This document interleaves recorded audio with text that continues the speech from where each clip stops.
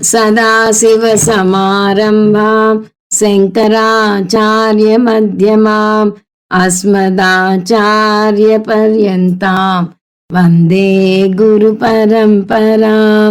हरिः ओम् श्रीगुरुभ्यो नमः। हरिः ओम्। ॐ सहनाववतु सहनौ भुनक्तु सह वीर्यं करवावहै तेजस्विनावधीतमस्तु मा विद्विषावहै। ఓం శాంతి శాంతి శాంతి. మనం బృహదారణ్యకోపనిషత్తు 7వ క్లాస్లో ఉన్నాం. అంత ముందు క్లాస్లో చాలా ముఖ్యమైన మహావాక్య మంత్రం విశ్లేషణ చేశాము. అహం బ్రహ్మాస్మి విశ్లేషణ చూసాము.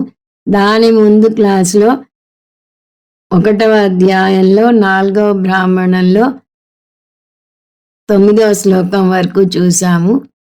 దాని సారాంశం ఇప్పుడు చూద్దాము. 4వ బ్రాహ్మణాన్ని బ్రహ్మ విద్యా బ్రాహ్మణం అంటారని, ఇది చాలా ముఖ్యమైన బ్రాహ్మణం అని చూసాం. ఎందువలనంటే ఇందులో ద్వితీయాద్వై భయం భవతి అనే అక్షర లక్షల విలువ చేసే వాక్యం ఉంది. అది కాక విద్యాసూత్రం వస్తుంది, అవిద్యాసూత్రం వస్తుంది. సరే, మనం చూసిన అహం బ్రహ్మ అస్మి అనే మహావాక్యం కూడా వస్తుంది.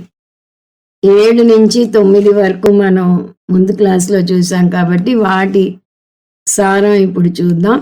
7వ మంత్రంలోనే ఆత్మ ఇతి ఏవ ఉపాసీత అని వచ్చింది. దీన్నే విద్యాసూత్రం అన్నాం. ఇదే ఐక్యాన్ని చూపిస్తుంది. ఆత్మే బ్రహ్మగా ఉపాసన చేయాలి. ఆత్మని విడివిడి భాగాలుగా చూడకూడదు, సర్వవ్యాపకమైన ఆత్మగా చూడాలి. ఆత్మ అంటే జగత్ కారణమైన బ్రహ్మగా తెలుసుకోవాలి అని అర్థం. దీని మీద భాష్యం మనం చూడలేదు, కానీ దాని సారాంశం ఇది విద్యాసూత్రం అని ఎందుకు చెప్తామంటే, మీమాంస సూత్రంలో ఉపక్రమ ఉపసంహారం ఒక్కలాగా ఉండాలి. ఆత్మ ఇతి ఏవ ఉపాసిత అనే వాక్యం ఉపక్రమ సూత్ర వాక్యం. తర్వాత ఈ అధ్యాయంలోనే నేతి నేతి వాక్యాలతో అనాత్మను ఖండించటం అవుతుంది. ఇది కారణం. తర్వాత ఈ 7వ మంత్రం సారాంశం చూస్తే, ఈ సర్వప్రసిద్ధమైన ఆత్మ గురించే ఈ సర్వంలో తెలుసుకోవాలి. దానిని తెలుసుకుంటే అన్నీ తెలిసినట్టు అవుతుంది అని అర్థం. అదే మనం చాందోగ్యంలో ముండకంలో కూడా చూస్తాం. ఏ ఒక్కటి తెలుసుకుంటే అన్నీ తెలిసినట్టు అవుతుందో ఆ విద్య గురించి చెప్పు అని ముండకోపనిషత్తులో శిష్యుడు అడుగుతాడు. ఏ ఒక్కటి తెలుసుకుంటే అన్నీ తెలిసినట్టు అవుతుందో ఆ విద్య గురించి నువ్వు అడిగావా అని పుత్రుణ్ణి తండ్రి అడుగుతాడు. కాబట్టి ఆత్మ గురించి తెలుసుకుంటే చాలు, అన్నీ తెలిసినట్టే అవుతుంది. పైగా దాని ఫలం కూడా 7వ మంత్రంలోనే వస్తుంది. అది ఏమిటంటే, ఆ జ్ఞాని కీర్తిని పొందుతాడు అంటే దాని అర్థం అందరూ ఇష్టపడతారని ఒకటి వస్తుంది. ఇంకోటి జీవాత్మ పరమాత్మ ఐక్య జ్ఞానం పొందుతాడు కాబట్టి ముక్త పురుషుడు అవుతాడు అని అర్థం. తర్వాత 8వ శ్లోకం సారాంశం, ఆత్మే అన్నిటికన్నా ప్రియమైనది.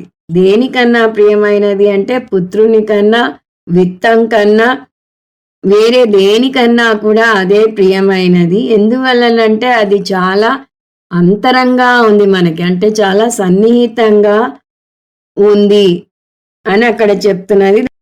ఆత్మ ఎందుకు ప్రియమైనదో తెలుసుకోవడానికి మనం ప్రేమ సూత్రాలు 4 చూసాం.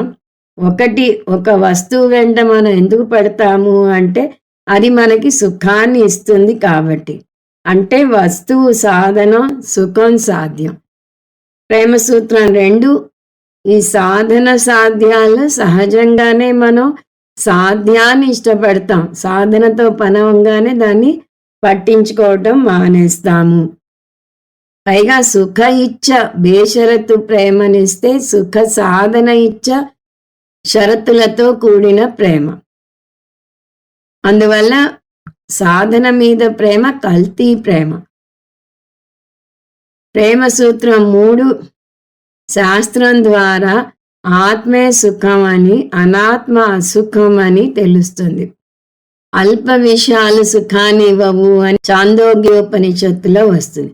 ఇప్పుడు ఈ ప్రేమ సూత్రాలు 2, 3లను ఆత్మకు అన్వయించి చూస్తే సూత్రం 2 ప్రకారం సుఖ ఇచ్చ నిఖార్సైన ప్రేమ, సూత్రం 3 ప్రకారం ఆత్మ సుఖం అంటే ఆత్మ మీద ప్రేమ నిఖార్సైన ప్రేమ.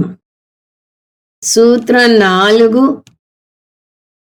మనం దేన్నైనా ఎందుకు ప్రేమిస్తాం అంటే అది మనకి చాలా సన్నిహితంగా ఉంటుంది కాబట్టి, పిల్లలు మనకి సన్నిహితంగా ఉంటారు కాబట్టి వారిని ప్రేమిస్తాం. ఆత్మ అత్యంత సన్నిహితమైన ఆనందమయ కోసం కన్నా ఆత్మ సన్నిహితమైనది. అందువల్ల ఆత్మను ప్రేమిస్తాము అని ఈ 4 సూత్రాల ద్వారా తెలుసుకున్నాం. అది ఆత్మ అన్నిటికన్నా నిఖార్సైనది, సన్నిహితమైనది అని. తక్కిన ప్రేమలు షరతులకు లోనవుతాయి కాబట్టి ఉపనిషత్తు సలహా ఇవ్వదలుచుకుంది. కానీ అది ప్రత్యక్షంగా ఇవ్వకుండా ఒక జ్ఞాని అజ్ఞానికి సలహా ఇస్తున్నట్టుగా పరోక్ష మార్గాన్ని ఎన్నుకుంది. జ్ఞాని ఆత్మ ప్రియతమం అని తెలిసి అనాత్మ ఆత్మ కంటే ప్రియమైనది అని భావించే వానితో నీ ప్రియమైన వస్తువు నశించగలదు అని చెప్తాడు. అలా జ్ఞానే చెప్పగలడు, ఎందుకంటే అతనికి ఆ విషయం బాగా తెలుసు కాబట్టి. అందువల్ల ఆత్మనే ప్రియంగా ఉపాసించాలి. ఎవరైతే ఆత్మనే ప్రియంగా ఉపాసిస్తాడో అతని ప్రియమైన వస్తువు అంటే ఆత్మ ఎన్నటికీ నశించదు. ఇది 8వ మంత్రం సారాంశం. ఇప్పుడు 9వ మంత్రం సారాంశం చూద్దాం. ఉపనిషత్తు కొందరు సాధకులు ఒక చోట చేరినట్టుగా ఊహించుకుంటున్నది. ఆ సాధకులు అనుకుంటున్నారట, మనుష్యులు బ్రహ్మజ్ఞానం వల్ల సర్వం కాగలను అని అనుకుంటున్నారు. సర్వం కాగలను అంటే సర్వాత్మ భావన వస్తుంది అనుకుంటున్నారు. కాబట్టి ఆ బ్రహ్మ తెలుసుకున్నది ఏమిటి, దేనివల్ల సర్వాత్మ భావన వస్తుంది అని వారు అనుకున్నారు. అక్కడ 3 పాసిబిలిటీస్ చూసాం. ఒకటి, బ్రహ్మజ్ఞానం పొందకుండానే సర్వం అయ్యాడా? అలా అయితే సమస్య ఏమిటి? మనం కూడా ఏమీ జ్ఞానం పొందకుండానే సర్వం అవ్వచ్చు కదా అనే భావన కలుగుతుంది. 2, మనం బ్రహ్మ గురించి తెలుసుకున్నట్టుగా బ్రహ్మ వేరే దేని గురించో తెలుసుకుని సర్వం అయ్యాడా? అది కుదరదు. ఎందువలనంటే బ్రహ్మ వేరే దేని గురించో తెలుసుకుంటే అది వేరే దేని గురించో తెలుసుకోవాలి, అలా వెనక్కి పోవాలి. దాన్ని ఇన్ఫినిట్ రిగ్రెస్ అంటారు, అనవస్థా దోషం అంటారు అని కూడా చూసాం. 3వ పాసిబిలిటీ, బ్రహ్మ తనను గురించి తాను తెలుసుకుని సర్వం అయ్యాడా? అది కూడా కుదరదు. ఎందువలనంటే కర్తృకర్మ విరోధత్వాత్ అంటారు. కర్త తన గురించి తాను తెలుసుకోలేదు. మరి ఎవరు తెలుసుకున్నారు, ఎలా సర్వాత్మ భావనను పొందారు అనే క్వశ్చన్తో మనం 9లో ఆగాం. 10లో అహం బ్రహ్మ అస్మి మొదటి వాక్యం వరకు చూసాం. ఆ వాక్యం మళ్ళీ చూస్తే, బ్రహ్మవా ఇదమగ్ర ఆసీత్ తదాత్మానమేవావేత్ అహం బ్రహ్మాస్మీతి తస్మాత్ సర్వమభవత్. దీని భాష్యం జోలికి మనం వెళ్ళటం లేదు, ఈ వాక్యం అర్థం మాత్రమే చూస్తున్నాము. ఈ 3 ప్రశ్నల్లో ఉపనిషత్తు ఆఖరి ప్రశ్నను తీసుకుంది. బ్రహ్మ తన గురించి తాను తెలుసుకుని సర్వం అయ్యాడా? ఎలా అయ్యాడు అన్నది చర్చ. వాక్యం అర్థం చూస్తే, బ్రహ్మవా ఇదమగ్ర ఆసీత్. అగ్ర అంటే అంతకు ముందు అని మామూలు అర్థం. చాందోగ్యోపనిషత్తులో సదేవ సౌమ్య ఇదమగ్ర ఆసీత్ అని వస్తుంది. అలాగే ఆత్మావా ఇదమేకం ఏవాగ్ర ఆసీత్ అని ఐతరేయోపనిషత్తులో వస్తుంది. ఈ 2 చోట్ల అగ్రే అంటే సృష్టికి పూర్వం, కానీ ఇక్కడ ఇదమగ్ర ఆసీత్ ఈ మంత్రంలో అగ్రే అంటే అజ్ఞాన అవస్థలో ఉన్నప్పుడు అని అర్థం. సో బ్రహ్మవా ఇదమగ్ర ఆసీత్ అంటే బ్రహ్మ మాత్రమే ఉన్నాడు. ఎలా ఉన్నాడు? అజ్ఞాన అవస్థలో ఉన్నాడు. ఇదం అజ్ఞాన అవస్థలో ఎక్కడ ఉన్నాడు? జీవాత్మ చైతన్యంగా ఉన్నాడు. అంటే బ్రహ్మే జీవాత్మ రూపంలో ఉన్నాడు. తదాత్మానం ఆవేత్ అజ్ఞాన అవస్థలో జీవాత్మగా ఉన్న బ్రహ్మ తన గురించి తాను తెలుసుకున్నాడు. అది ఏవ అనే పదం స్పష్టం చేస్తుంది. తనను గురించి తాను తెలుసుకున్నాడు అంటే శరీర వ్యతిరిక్త ఆత్మ గురించి తెలుసుకున్నాడు. ఆత్మ శరీరానికి భిన్నంగా ఉంది. ఏమని తెలుసుకున్నాడు? అహం బ్రహ్మ అస్మి ఇతి. నేను బ్రహ్మను. అజ్ఞాన అవస్థలో ఉండి సంసారీ జీవిగా కనపడుతున్న నేను సాక్షాత్తు బ్రహ్మను అని తెలుసుకున్నాడు. తస్మాత్ ఎందువల్ల అహం బ్రహ్మ అస్మి జ్ఞానం పొందటం వల్ల సర్వం అభవత్. ఆ బ్రహ్మ సర్వము తానే అయ్యాడు. అంటే జీవాత్మ రూపంలో ఉన్న ఆ బ్రహ్మ జ్ఞానం పొందటం వల్ల సర్వాత్మ భావనను పొందాడు. అజ్ఞానంలో కూడా సర్వము బ్రహ్మే, కానీ జ్ఞానం పొందాక పరిచ్ఛిన్న భావన పోయి సర్వాత్మ భావన వస్తుంది. ఇది దీని అర్థం. ఇప్పుడు 10వ మంత్రం చూద్దాం. బ్రహ్మావా ఇదమగ్రాసీత్ తదాత్మానమేవావేత్ అహం బ్రహ్మాస్మీతి తస్మాత్ తత్సర్వమభవత్ తద్యో యో దేవానాం ప్రత్యబుధ్యత స ఏవ తదభవత్ తదా ఋషీణాం తదా మనుష్యాణాం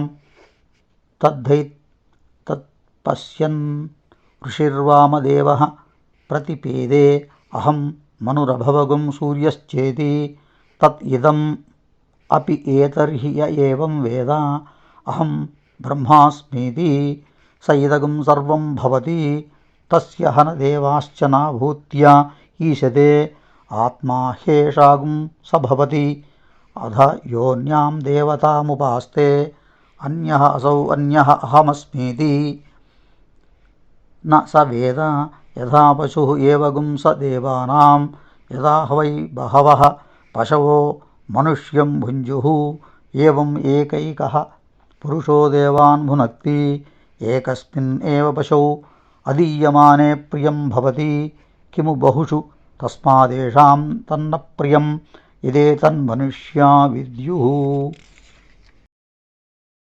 ఈ భాగంలో జ్ఞానానికి కర్మకు మధ్య ఉన్న భేదాన్ని చూపిస్తున్నది ఉపనిషత్తు.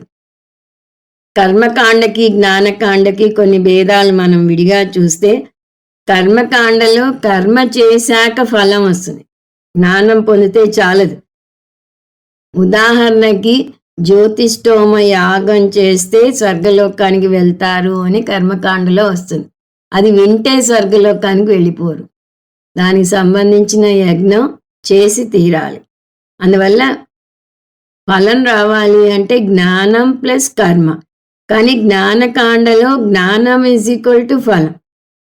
జ్ఞానం పొందితేనే మోక్షం వస్తుంది. తర్వాత కర్మకాండ అనాత్మ గురించి చెప్తుంది. అనాత్మ ఒక్కొక్కరిలో భిన్నంగా ఉంటే ఆత్మ అందరిలోనూ ఒకటే ఉంటుంది. ఎందువలనంటే అది సర్వవ్యాపకం. కర్మకాండలో యజ్ఞయాగాదులు చేయాలి అంటే వర్ణాశ్రమ భేదాలు పాటించాలి. జ్ఞానకాండలో వర్ణాశ్రమ భేదాలు లేవు, ఎవరైనా నేర్చుకోవచ్చు. కర్మకాండ నువ్వు కర్తవి భోక్తవి అంటుంది. ఆ నువ్వు ఎవరు? అనాత్మ. అందువల్ల కర్మకాండలో జీవాత్మ అనాత్మ, అతను కర్త భోక్త. కానీ జ్ఞానకాండలో జీవాత్మ అంటే ఆత్మ, అది అకర్త అభోక్త. ఆత్మజ్ఞానం పొందటానికి వర్ణాశ్రమ భేదాలు చూపించనవసరం లేదని చూపించటానికి ఇక్కడ మొదటి వాక్యంలో మనుషులే కాదు దేవతలు కూడా జ్ఞానం పొంది మోక్షం పొందవచ్చని చెప్తున్నది ఉపనిషత్. ఎలాగైతే భూలోకంలో అందరూ అన్ని కర్మలు చేయలేరో అలాగే దేవతలకు కూడా కర్మ చేసే అధికారం లేదు. కానీ ఒక ఎక్సెప్షన్ ఉంది, వాళ్ళు జ్ఞానం పొందవచ్చు. కేనోపనిషత్తులో ఇంద్రుడు, అగ్ని, వాయువు ఆత్మజ్ఞానం పొందినట్టుగా చూస్తాం. ఇంద్రుడు ఉమాదేవి నుంచి జ్ఞానం పొంది తర్వాత తను పొందిన జ్ఞానాన్ని వాయువు, అగ్నికి కూడా బోధిస్తాడు అని ఒక కథ రూపంలో చూస్తాం. ఇక్కడ దేవానాం ప్రత్యబుధ్యత అని వస్తుంది, అంటే దేవతలందరూ నేర్చుకున్నారు.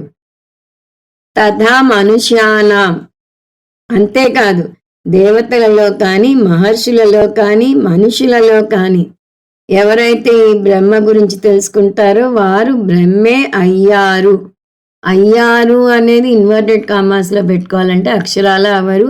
భావనలో మార్పు వస్తుంది, వారు సర్వాత్మ భావన పొందారు.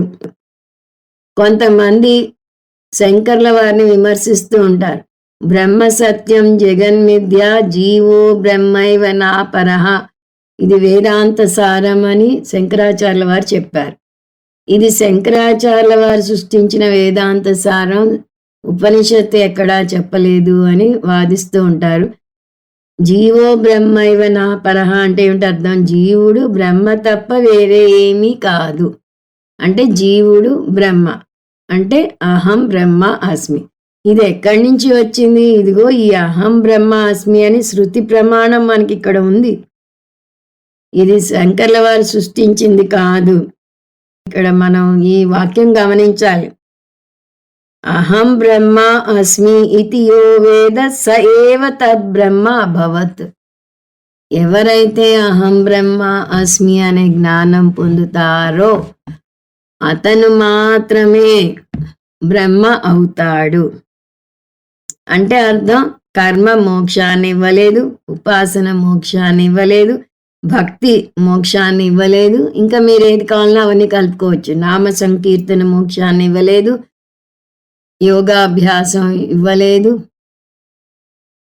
శ్వాస మీద ధ్యాస ఇవ్వలేదు. ఇవన్నీ చిత్త ఏకాగ్రత, చిత్తశుద్ధి కలగజేస్తాయి, జ్ఞానయోగ్యత ప్రాప్తిని ఇస్తాయి. భక్తి కూడా ఆర్తభక్తితో ఆగిపోకూడదు. ఆర్తభక్తి నుంచి అర్థార్థి భక్తికి వచ్చి, దాని నుంచి జిజ్ఞాసు భక్తికి వచ్చి, దాని నుంచి జ్ఞాన భక్తికి వస్తేనే మోక్షం వస్తుంది అని చాలా స్పష్టంగా భగవద్గీత 12వ అధ్యాయంలో చూస్తాం. సో దేవతలు పొందారు అని చూసాం. తర్వాత తదర్శీనాం అంటే ఋషీనాం, ఋషుల విషయంలో కూడా అంతే. వాళ్ళకేమి సిద్ధులు వచ్చేసి జ్ఞానం ఒక ఫ్లాష్ లాగా వచ్చేది. వాళ్ళు కూడా ఆత్మజ్ఞానం పొందుతారు. ఎవరు పొందుతారో వారే బ్రహ్మాయి సర్వం అవుతారు. తథా మనుష్యానాం, మనుషులకు కూడా ఇదే సూత్రం వర్తిస్తుంది. మనుషులలో కూడా ఎవరు ఆత్మజ్ఞానానికి వచ్చి ఒక గురువు ద్వారా శాస్త్ర అధ్యయనం చేస్తారో వారే మోక్షం పొందుతారు.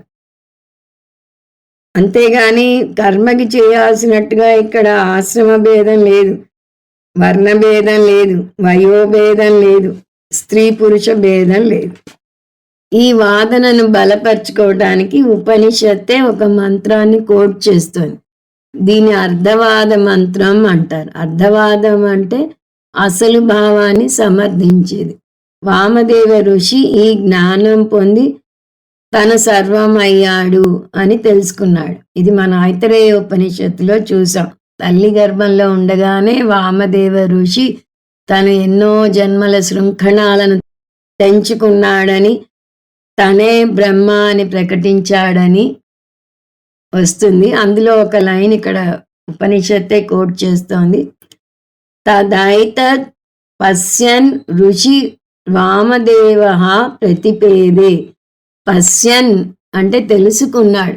పశ్యన్ అక్షరాల చూస్తే చూశాడు. ఇప్పుడు మన ఇంగ్లీష్లో కూడా ఎవరన్నా ఏదైనా చెప్తే ఏమంటాం? ఐ సీ అంటాం. ఓహో అలాగా అని తెలుగులో అంటాం. అంటే చూశాను అని అర్థం, కానీ ఐ అండర్స్టాండ్ అని అక్కడ అర్థం.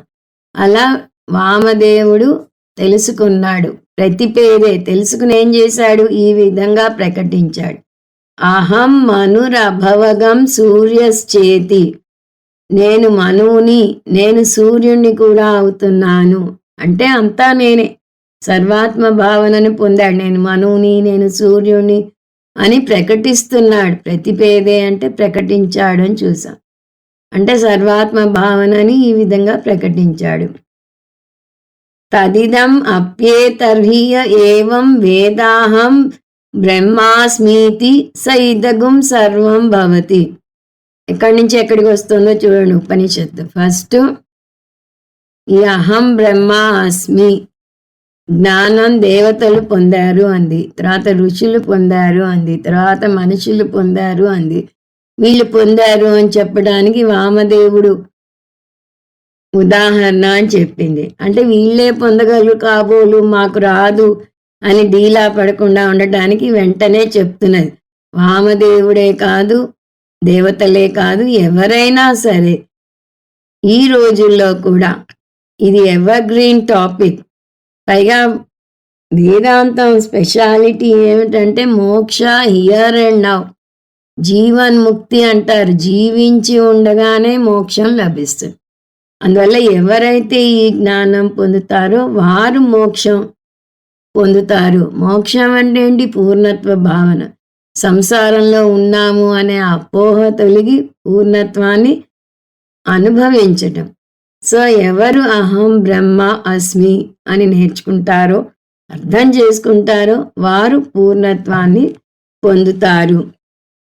అలా జ్ఞానం పొందాక తస్యః న దేవాశ్చనా భూత్య ఈసతే. అటువంటి జ్ఞానిని దేవతలు కూడా మోక్షం పొందకుండా ఆపలేరు. దేవతలు కూడా ఆపలేరు అని ఎందుకంటుందో మనం తర్వాత వాక్యం చూస్తే తెలుస్తుంది. ముందు ఇక్కడ దేవతలు ఎందుకు ఆపలేరో చూద్దాం. శంకర్ల వారు దీనికి 2 జవాబులు ఇస్తున్నారు. వామదేవుడి గురించి చెప్పినప్పుడు శాస్త్రం ఏమంది? పశ్యన్ ప్రతిపేదే. జ్ఞానం పొందగానే వామదేవ ఋషి ఇలా ప్రకటించాడు అని. అంటే జ్ఞానం పొందాక కర్మ చేయాలి అని లేదు అక్కడ. ఆ వర్బ్ని బట్టి మనకి తేడా తెలుస్తుంది. ఏదైనా కర్మ చేయాల్సి వస్తే దేవతల మధ్యలో ఆటంకం కలగజేయటానికి అవకాశం ఉంటుంది. కానీ జ్ఞానం పొందుతూనే మోక్షం వస్తుంది. బోధ చేసేటప్పుడు మనం ఒక సాధకుడి ప్రయాణం చెప్పేటప్పుడు జ్ఞానయోగానికి వచ్చి శ్రవణ మనన నిధిధ్యాసనలు చేస్తే మోక్షం కలుగుతుంది అంటాం. కానీ నిజానికి జ్ఞానమే మోక్షం. జ్ఞానం నేర్పించేది మోక్షం సాధ్య వస్తువు కాదు, సిద్ధ వస్తువి, నువ్వు ముందే ముక్త పురుషుడివి అని చెప్తుంది. అందువల్ల పారాడైమ్ షిఫ్ట్ అని పదే పదే చెప్పేది అందుకే. నేను సంసారిని అనుకునే అపోహను తొలగించి నువ్వు ముందే ముక్త పురుషుడివి అని నేర్పిస్తుంది. కాబట్టి జ్ఞానం పొందాక మోక్షం కోసం ఏ కర్మ చేయాల్సిన పని లేదు. కుటుంబ సమస్యలు ఉన్నా, చికాకులు ఉన్నా నేను బ్రహ్మను అని అర్థం చేసుకుని ఆ బ్రహ్మ భావనలో నిలబడటమే మోక్షం. అందువల్ల జ్ఞానం పొందటానికి మోక్షం పొందటానికి మధ్య కాలయాపన లేదు. అలా ఉంటే అది కార్యకారణ సంబంధం అవుతుంది. కానీ ఇక్కడ ఏమని చూస్తున్నాం? జ్ఞానం పొందటం ఏమిటి? మోక్షం లభించటమే. జ్ఞానానికి మోక్షానికి మధ్య కాలయాపన లేదు అని ఎలా చెప్పగలరు అని ప్రశ్నిస్తారు కొందరు. ఎందువలనంటే కొన్ని సిద్ధాంతాల ప్రకారం మోక్షం అంటే మరణించాక స్వర్గలోకానికి వెళ్ళటం అనుకుంటారు. అది పొరపాటు. మోక్షం అంటే ఇప్పుడే చూసాం, మోక్ష హియర్ అండ్ నౌ, జీవించి ఉండగానే. దానికి ఏమిటి సూత్రం అంటే ఇదిగో ఇప్పుడు మనం చూసిన వామదేవుడిదే. పశ్యన్ ప్రతిపేదే. పశ్యన్ అంటే మామూలుగా చూడడం, కానీ ఇక్కడ తెలుసుకోవటం అని చూసాం. తానే బ్రహ్మ అని తెలుసుకుంటూనే వామదేవునికి సర్వాత్మ భావన కలిగింది. అతను మోక్షం పొందాడు. 2 మామూలు వాక్యాలు చూద్దాం. అన్నం తింటూ టీవీ చూసాము, అన్నం తిన్నాక టీవీ చూసాం. వీటిలో భేదం ఉంది. 2 చర్యలు ఒకేసారి అవుతున్నాయి. మొదటి దాంట్లో తింటూ టీవీ చూస్తున్నాం. రెండో దాంట్లో ఒక చర్య అయ్యాక రెండో చర్య చేశాం. ఇక్కడ పశ్యన్ అంటే నేర్చుకుంటూనే అని వచ్చింది. అంటే అతను నేర్చుకుంటూనే బ్రహ్మ గురించి తెలుసుకుంటూనే సర్వాత్మ భావన పొందాడు. ఈ పదప్రయోగం వల్ల జ్ఞానానికి మోక్షానికి మధ్య కాలయాపన లేదని తెలుస్తున్నది. కాబట్టి అతని మోక్షం వచ్చేశాక దేవతలు అడ్డుపడలేరు. ఇది ఒక వాదన. రెండవది కూడా కారణం చెప్తారు శంకరాచార్యుల వారు. ఆత్మా హేషాగుం స భవతి. అంటే జ్ఞానం పొందాక జ్ఞాని అందరి ఆత్మ అవుతాడు. సర్వాత్మ భావన అంటే ఏమిటి? అందరిలోనూ ఆత్మ అతనే. అందరి ఆత్మ అంటే దేవతల ఆత్మ కూడా. అలాంటప్పుడు దేవతలు జ్ఞానికి ఇబ్బంది కలగచేయాలంటే వారికి వారే ఇబ్బంది పెట్టుకోవాలి. అందువల్ల దేవతలు జ్ఞానికి అడ్డుపడలేరు అని దీని అర్థం. ఇప్పుడు ఈ 10వ మంత్రంలోనే అవిద్యా సూత్ర భాష్యం కూడా వస్తోంది. అథ యోన్యాం దేవతాముపాస్తే అన్యోసావన్యోహమస్మీతి నస వేద. ఈ వాక్యాన్ని అవిద్యా సూత్రం అంటారు. సంసారి గురించి వర్ణించాల్సి వచ్చినప్పుడు శంకర్ల వారి ఈ వాక్యాన్ని ఉదహరిస్తూ ఉంటారు. 8, 9 మంత్రాలు విద్యాసూత్ర వివరణ అయితే ఇక్కడి నుంచి అవిద్యాసూత్ర వివరణ వస్తుంది. సూత్రం అంటే ఒక చిన్న వాక్యం. ఏ సూత్రానికన్నా వ్యాఖ్యానం ఉండాలి. ఈ సూత్రం అర్థం ఇది: ఎవరైతే తనకు దేవతలకు మధ్య భేదభావాన్ని చూస్తారో వారు అజ్ఞానులు. అసౌ అంటే అసౌ దేవత, అంటే తను పూజించే దేవత. అన్యః అంటే తనకు భిన్నంగా ఉంది. అన్యోహమస్మీతి, నేను ఆ దేవతకు భిన్నంగా ఉన్నాను. యహ అన్యం దేవతాముపాస్తే, ఇలా భేద బుద్ధితో ఎవరైతే ఉపాసన చేస్తారో సహ న వేద, అతను మూఢుడు. అటువంటి వారికి కొత్త బిరుదునిస్తున్నది. సహ దేవానాం పశువు, అటువంటి వ్యక్తి దేవతలకు పశువు అంటున్నది. పశువు అంటే జంతువు. సహన వేద అని ముందన్నప్పుడు మూఢుడు అని అర్థం. మూఢుడు అని ఎలా చెప్పగలం అంటే అతనికి తెలియదు కాబట్టి. ఏమిటి తెలియదు? తను ఆత్మస్వరూపం అని తెలియదు. అంత అజ్ఞానంలో ఉన్న వ్యక్తిని పశువు అనటం వల్ల అతనిలో దాసభావం ఉందని చెప్తున్నది ఉపనిషత్తు. ఈ మంత్రంలో కర్మకాండకు అంకితమైపోయిన వారి గురించిన వర్ణన వస్తోంది. కర్మకాండలో ద్వైత బుద్ధి ఉంటుంది లేదా భేద భావన ఉంటుంది. వారి భావనలో అద్వైతం ఉంటుంది. ఎందువలనంటే వారు జీవుడు వేరు పరమాత్మ వేరు అనుకుంటారు. స్వర్గం పొందటానికి పరమాత్మ అనుగ్రహం కోసం దాసభావనతో ప్రార్థన చేస్తారు. కానీ వేదాంతంకి వచ్చాక వేదాంతం ఇటువంటి వారిని విమర్శిస్తుంది. కర్మకాండలోనే కూరుకుపోయే వారిని పశువులతో పోలుస్తున్నది ఉపనిషత్తు. జీవులను పశువులతో పోల్చటం అమానుషం అనిపిస్తుంది కాబట్టి ఉపనిషత్తే అలా ఎందుకు చెప్పిందో వివరణ కూడా ఇస్తోంది. మనుష్యం భుంజ్యువు, అనేక జంతువులు మనుషులకు సేవ చేస్తాయి. వాటికి ఏమీ అవి చేసుకో, మనుషులకే చేస్తాయి. గాడిద, ఆవు, మేక, ఎద్దు ఇలా అనేక పశువులు మనుషులకు తోడ్పడతాయి. అంటే అక్కడ పశువులు మనుషులకు సేవ చేసినట్టుగా ఇక్కడ మనుషులు దేవతలకు పశువులలాగా సేవ చేస్తున్నారు అంటున్నది ఉపనిషత్తు. ఇంద్రస్య స్వాహ, ప్రజాపతయే స్వాహ, వరుణస్య స్వాహ అంటూ అనేక ఆహుతులు వేస్తూ అనేక యజ్ఞాలు చేస్తూ ఉంటారు. అలా దేవతలకు వారు పశువులయ్యారు. మామూలు గృహస్థులమైన మనమేం చేస్తాం? మనకున్న పనివాళ్ళు మనను విడిచి వెళ్ళకూడదు అనుకుంటాం. వారికి అంతకన్నా మంచి ఉద్యోగం రాకూడదు అనుకుంటాం. వారికి ఆరోగ్యం బాగుండాలి అనుకుంటాం. ఇవన్నీ వారి మీద ప్రేమ కొద్దీ కాదు, మన స్వార్థం కొద్దీ వారు మంచి ఉద్యోగం వచ్చి వెళ్ళిపోతే మన అవస్థ పడతాం. వారి ఆరోగ్యం బాగుండక రాకపోతే మన అవస్థ పడతాం. వాళ్ళు రాకపోతే మనకి కాళ్ళు చేతులు ఆడవు. కానీ ఆ విషయం వాళ్ళతో చెప్పం. ఎందుకంటే మన స్వార్థం బయటపడిపోతుంది కాబట్టి. ఇప్పుడు ఉపనిషత్తు దేవతలకు కూడా మనుషుల మీద ఇదే భావన ఉంటుంది అంటోంది.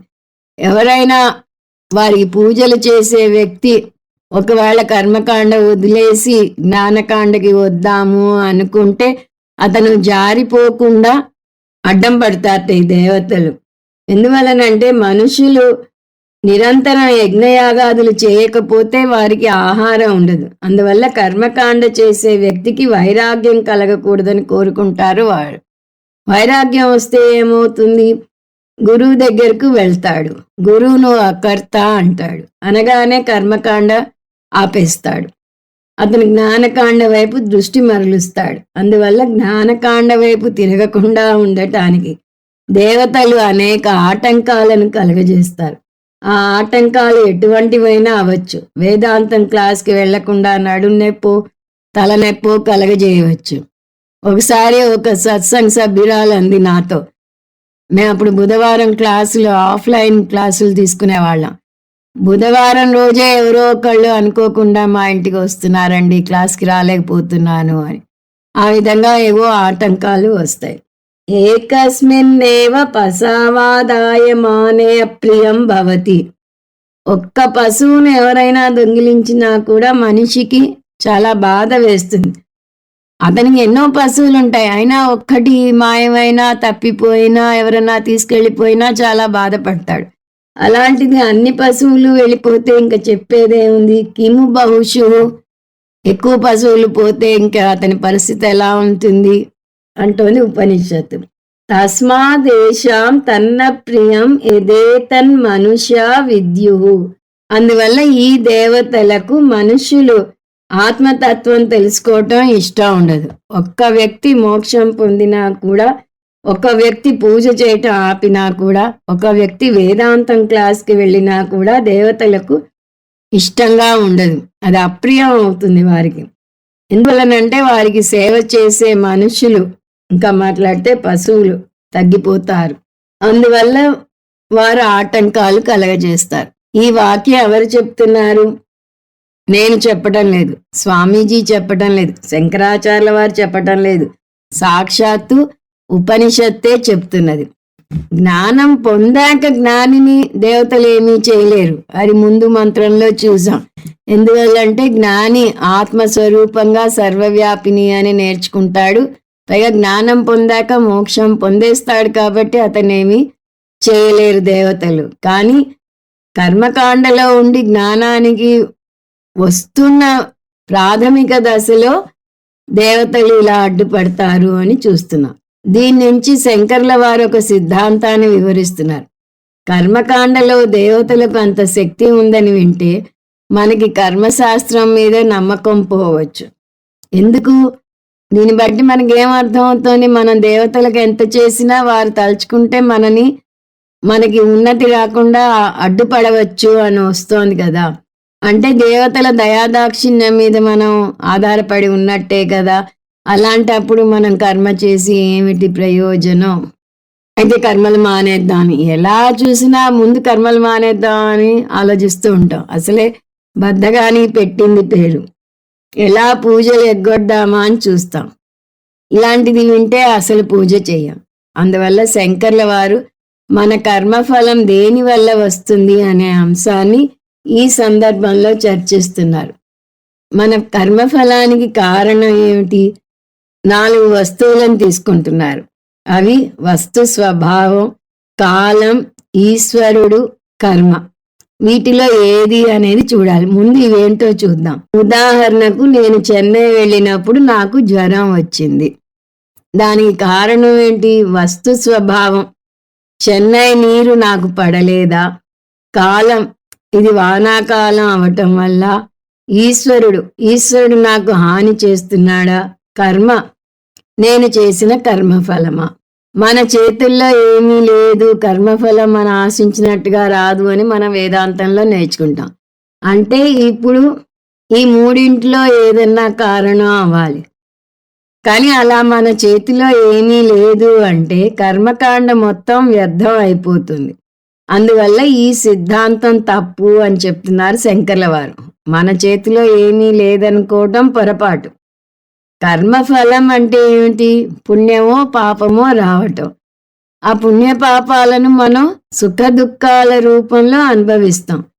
పుణ్యపాపాలు వాటంతట అవి మనకి సుఖ దుఃఖాలను ఇవ్వలేవు. వాటికి ఒక ఏజెంట్ కావాలి. దాని కారకం అంటాం. ఒక కారకం కావాలి. కాలం, వస్తువు, దేవతలు కారకాలు అవుతాయి. వాటి ద్వారా మనకి ఫలం వస్తుంది. మనకి మన పిల్లవాడే సమస్యలు సృష్టిస్తున్నాడు అంటే అది మనం చేసుకున్న పూర్వజన్మ పాపం వల్లనే. ఓ గురువు బోధ వింటున్నారు అంటే పూర్వజన్మ సుకృతం వల్లనే. అద్వైత వాసన వచ్చింది అంటే పూర్వజన్మ సుకృతం వల్లనే అని శంకరాచార్యుల వారు అంటారు. ఆ విధంగా మనం ఏం అనుభవిస్తున్నా కూడా దానికి 4 అంశాలు కారణం: వస్తు స్వభావం, కాలం, దేవతలు, కర్మ. ఈ 4ంటిలో ఏది ప్రధానం, ఏవి తక్కిన కారకాలు అనేది మనం ఆలోచించాలి. కొంతమంది దేవతలను నిందిస్తారు. కానీ శంకరాచార్యుల వారు కర్మ వల్లనే మనం పొందే అనుభవం కలుగుతున్నది అంటారు. దేవతలు మనకు సుఖ దుఃఖాలను మన కర్మను అనుసరించి ఇచ్చే కారకాలు. ఇందాక ఇచ్చిన ఉదాహరణనే మళ్ళీ చూద్దాం. చెన్నై వెళ్ళినప్పుడు నాకు జ్వరం వచ్చింది. వస్తు స్వభావం. చెన్నై నీరు పడలేదా అంటే చెన్నై నీరు అందరూ తాగుతున్నారు, నీటిలో ఏ దోషం లేదు. కాలం, ఇది వానాకాలం అవటం వల్ల అంటే వానాకాలం నాకే కాదు అందరికీ సమానంగా ఉంది. ఈశ్వరుడు హాని చేశాడా అంటే ఈశ్వరుడు కావాలని పక్షపాత బుద్ధి చూపించి ఎవరికి హాని చేయడు. అలా చేస్తే ఆయన ఈశ్వరుడు అవ్వడు. కర్మ, నేను చేసిన కర్మఫలమా అంటే ఇక్కడ నేను చేసిన కర్మఫలమే అని తీసుకోవాలి. ఎందువల్ల అంటే ఈ పై 4 అంశాల్లో మొదటి 3 అందరికీ సమానంగా ఉన్నాయి. అందరూ చెన్నై నీరు తాగారు, అందరూ వానాకాలాన్ని ఎదుర్కొన్నారు, అందరికీ ఈశ్వరుడే కర్మఫలదాత. కానీ నాకొక్కదానికే జ్వరం ఎందుకు వచ్చింది? అది నేను చేసుకున్న కర్మఫలం వల్ల వచ్చింది.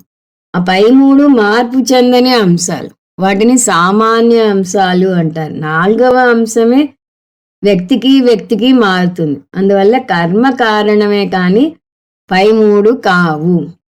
అందువల్ల గ్రహాలు కానీ దేవతలు కానీ మనకు హాని చెయ్యరు. మనం చేసుకున్న కర్మే వారి ద్వారా మనకి ఫలంగా వస్తుంది అని అర్థం చేసుకోవాలి. చేసుకున్న వారికి చేసుకున్నంత మహదేవా అని మన పెద్దలు ఏనాడో మనకి నూరిపోశారు. తక్కిన అంశాలు ప్రభావం చూపవని కానీ అవి ప్రధానం కాదు. మనం మంచి కర్మలు చేయటం ద్వారా చెడు కర్మల ప్రభావాన్ని కొంతమేరకు తగ్గించుకోవచ్చు. అదెలా అంటే ఇప్పుడు మనం ఎలా ఉన్నాము అన్నది గతంలో మనం చేసిన కర్మల ఫలితంగా ఉన్నాం. దీన్ని బట్టి మనకు అర్థం అవ్వాల్సిన ఉపసిద్ధాంతం ఏమిటి? ఇప్పుడు మనం ఏం చేస్తే దాన్ని బట్టి మన భవిష్యత్తు మారుతుంది. గతంలో చేసిన కర్మఫలాన్ని ఇప్పుడు అనుభవిస్తున్నాం అంటే ఇప్పుడు చేసిన కర్మఫలాన్ని భవిష్యత్తులో అనుభవిస్తాం. అందువల్ల పూర్తిగా మన చేతిలో ఏమీ లేదు అని అనుకోకూడదు. వేదాంతానికి వచ్చి కర్మ సిద్ధాంతం అలవడితే అంతా మన చేతిలోనే ఉంది అనేది అర్థమవుతుంది. కర్మకాండను కొట్టివేయటం లేదు. కర్మకాండ మన భవిష్యత్తుని మెరుగుపరుచుకోవడానికి తోడ్పడుతుంది. కర్మకు ప్రాధాన్యత ఇస్తేనే నా జీవితానికి నేను బాధ్యత వహిస్తాను. గతంలో నేను చేసిన కర్మల వల్ల ఇప్పుడు అనుభవిస్తున్నాను అని ఒప్పుకుంటేనే భవిష్యత్తు నా చేతిలో ఉంది అనే అంశాన్ని ఒప్పుకోగలుగుతాను. ఇది ఒప్పుకోగలిగితేనే వేదాంతానికి వచ్చాక నేనే బ్రహ్మను, నేనే జగత్ కారణం అని చెప్పడానికి ఆస్కారం ఉంటుంది. నేను దాసుణ్ణి అనే భావంతో ఉంటే నేను బ్రహ్మని అని ఎలా నమ్ముతాను? అందువల్ల నేను దాసుణ్ణి అనే స్టేజ్ నుంచి నేను స్వామిని అనే స్టేజ్కి రావాలి. అంటే నా కర్మఫలాన్ని నేను తీర్చిదిద్దుకోగలను అనే సిద్ధాంతానికి రావాలి. ఇప్పుడు మీరు ఎలా ఉంటారు అనేది మీ చేతిలో ఉంది. మీరు దాసునిగా అంటే దేవతలకు పశువుగా ఉంటారో స్వామిగా ఉంటారో అది మీ చేతుల్లో ఉంది అంటోంది ఉపనిషత్తు. శంకర్ల వారి ఉద్దేశంలో మోక్షం స్వామి భావన ఉన్నవారికే కలుగుతుంది. స్వామి ముక్తుడవగలడు కానీ దాసుడు ఎన్నటికీ ముక్తుడు కాలేడు. అంటే నేను బ్రహ్మను అని ఒప్పుకోవాలి అంటే ఒక్కసారిగా దాసభావం నుంచి బ్రహ్మభావానికి గెంతలేం. మధ్యలో ఒక దశ ఉంది. ఆ దశ గురించి ఇక్కడ మనం చూస్తున్నాం. అందువల్ల ఏం చేయాలి? కర్మను ప్రధానంగా తీసుకుని దేశకాల వస్తువులను దృష్టిలో పెట్టుకుని కర్మ చేయాలి. వాటి సహాయంతో నేను కర్మ చేయాలి. శంకర్ల వారు స్వామి భృత్యు న్యాయం గురించి కూడా మాట్లాడతారు. భృత్యుడు అంటే దాసుడు, కానీ దీన్ని సరిగా అర్థం చేసుకోవాలి.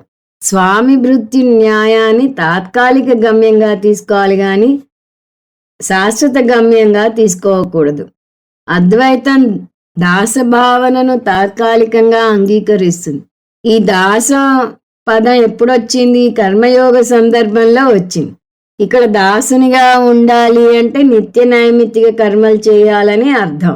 దాసునిగా ఉండమంటే యజమాని మాట వినమని అర్థం. యజమాని ఈ సందర్భంలో ధర్మశాస్త్రం. భగవంతుని ఆజ్ఞ ధర్మశాస్త్రం ద్వారా వస్తుంది. అందువల్ల దాసునిగా ఉండు అంటే ధర్మశాస్త్రంలో విధించిన కర్మలు చేసి నీ జీవితాన్ని తీర్చిదిద్దుకో. దేవుని ఆజ్ఞ పాటించు అంటే దేవుడిచ్చిన ధర్మశాస్త్రాన్ని పాటించు. అర్జున, నువ్వు ధర్మశాస్త్రాన్ని పాటిస్తేనే నా సేవకుడివి, నిస్సహాయంగా నిలబడితే కాదు అని కృష్ణ పరమాత్మ అంటాడు. కృష్ణ పరమాత్మను శరణు వేడటం అంటే ధర్మశాస్త్రాన్ని పాటించటం. ధర్మశాస్త్రాన్ని పాటించకుండా శరణు వేడిన వారు పైకి రాలేరు. అందువల్ల దేవతలను మనను నిర్దేశిస్తారు అన్నా మనం తీసుకోవాల్సిన అర్థం కర్మ మనను నిర్దేశిస్తుందని, కర్మ ద్వారా దేవతలు మనని నిర్దేశిస్తారని అర్థం. ఈశ్వరుడు స్వతంత్రంగా మనను నిర్దేశించడు. ఈశ్వరుడు కర్మ ఫలదాత అంటాం కానీ ఆయనకు తోచిన కర్మ మనకివ్వడు. మనం చేసుకున్న కర్మలకు తగ్గ ఫలాన్ని ఇస్తాడు. ఈ చర్చ సారాంశం ఒక్క ముక్కలో చెప్పాలంటే కర్మకాండకు మాత్రమే అంకితమై కర్మకాండ ముఖ్యం అనుకునేవారు మూఢులు, వారు దేవతలకు పశువులు. ఇప్పుడు మంత్రం 11. బ్రహ్మావా ఇదమగ్రాసీద్ ఏకమేవ తత్ ఏకగుం సత్ నవ్యభవత్ తచ్ఛ్రేయో రూపం అత్యసృజత క్షత్రం యాన్యేతాని దేవత్రాక్షత్రాణి ఇంద్రో వరుణః సోమోర్ద్రః పర్జన్యో యమో మృత్యురీశాన ఇది తస్మాత్ క్షత్ ప్రాత్పరం నాస్తి తస్మాత్ బ్రాహ్మణః క్షత్రియం అధస్తాదు భాస్తే రాజసూయే క్షత్ర ఏవ తద్యాసో దదాతి సైషా క్షత్రస్య యోనిర్యద్బ్రహ్మ తస్మాత్ యద్యపి రాజా పరమాం గచ్చతి స్వాం యోనిం ఏనగుం హినస్తి స్వాగుంసయో నిమృచ్చతి స పాపీయాన్ భవతి యథా శ్రేయాగుం సగుం హిగుం స్విత్వా. ఇంత ముందే చూసాం 10వ మంత్రంలో అవిద్యా సూత్రం గురించి వస్తుందని. వాటి తర్వాత వచ్చే మంత్రాలు ఈ అవిద్యా సూత్రం మీద వ్యాఖ్యానం అని చూసాం. ఈ మంత్రం అవిద్యా సూత్రం మీద వ్యాఖ్యానం. అవిద్యా సూత్రం ఏమిటో మర్చిపోకూడదు. దేవానాం పశువు, దీని మీద వ్యాఖ్యానం. అజ్ఞాని కర్మకాండకే అంకితమై దేవతలకు ఎలా సేవ చేస్తాడు అనేది ఇక్కడ మనం చర్చిస్తున్న అంశం. కర్మకాండ గురించి చెప్పాలంటే వర్ణాశ్రమ ధర్మం గురించి చెప్పకుండా వెళ్ళలేం. ఎందుకంటే కర్మకాండ సారాంశం వర్ణాశ్రమ ధర్మం. అందువల్ల ఇక్కడ ఉపనిషత్తు వర్ణ సృష్టి గురించి చెప్పదలుచుకుంది. వర్ణ సృష్టి అంటే 4 వర్ణాల సృష్టి. బ్రాహ్మణ, క్షత్రియ, వైశ్య, శూద్ర వర్ణాల గురించి వస్తుంది. ఇది కూడా దేవతలలో ఈ 4 వర్ణాలు ఇప్పుడు చూడబోతున్నాం. ఈ 4టికి ముందు దేవ కలుపుకోవాలి. అంటే దేవ బ్రాహ్మణులు, దేవ క్షత్రియులు, దేవ వైశ్యులు, దేవ శూద్రులు. 6వ మంత్రంలో అగ్నిదేవత సృష్టిని చూసాం. విరాట్ తన చేతిని నోట్లో పెట్టుకుని మదించటం వల్ల అగ్ని ఆవిర్భవించింది. అగ్ని నోటిలో నుంచి రావటం వల్ల అరచేతి మీద నోటిలో వెంట్రుకలు లేవని చూసాం. 6వ మంత్రంలో చెప్పిన అగ్నిదేవత గురించి ఇక్కడ ఈ 11వ మంత్రంలో కొనసాగుతున్నది. అగ్నిదేవత బ్రాహ్మణుడు. అగ్నిదేవతను ప్రోహిత అంటారు. అందుకే ఋగ్వేదంలో మొట్టమొదటి మంత్రం అగ్ని గురించి వస్తుంది. ఈ అగ్నిదేవతను బ్రహ్మ పదంతో సూచిస్తున్నది. బ్రహ్మవా ఇదమగ్ర ఆసీద్ ఏకమేవ. అగ్నిదేవత దేవతలలో బ్రాహ్మణుడు. సో దేవతలలో అగ్నిదేవత ముందు పుట్టాడని చూసాం. అందువల్ల ముందు అగ్నిదేవత మాత్రమే ఉన్నాడు. తదేకం సన్నవ్యభవత్. ఆయన ఒంటరిగా ఉండటం వల్ల కర్మ చేయలేకపోయాడు. అందువల్ల అగ్నిదేవత తనకు తోడ్పడటం కోసం తక్కిన దేవతలను సృష్టించాడు. అంటే క్షత్రియులను ముందు సృష్టించాడు. ఆ క్షత్రియ దేవతలు ఎవరు? ఇంద్రో వరుణ సోమో రుద్ర పర్జన్యో యమో మృత్యురీశాన.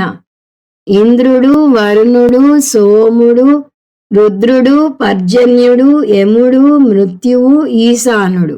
వీరిని దేవక్షత్రియులు అంటారు. వీరికి రాజ్యాధికారం ఇచ్చాడు. ఉదాహరణకు ఇంద్రుడు దేవతలకు అధిపతి. దేవక్షత్రియులను సృష్టించాక దేవ బ్రాహ్మణుడైన అగ్ని వారికి 2 శక్తులను ఇచ్చాడు. ఒకటి కీర్తి, రెండోది అధికారం. ఈ క్షత్రియులకి బ్రాహ్మణులను కూడా అదుపులో పెట్టే అధికారం ఉంది. కానీ క్షత్రియునికి బ్రాహ్మణుణ్ణి అవమానించే హక్కు లేదు. అదుపులో పెట్టాలి కానీ అలాగని అవమానించకూడదు. పెద్దవారిని అవమానిస్తే పాపం అని వింటాం. అలాగే బ్రాహ్మణుణ్ణి అవమానించటం కూడా పాపమే. క్షత్రియుడు బ్రాహ్మణుడి నుంచి పుట్టాడు. అందువల్ల క్షత్రియుడు కార్యం, బ్రాహ్మణుడు కారణం. ఇప్పుడు మంత్రం 12 చూద్దాం.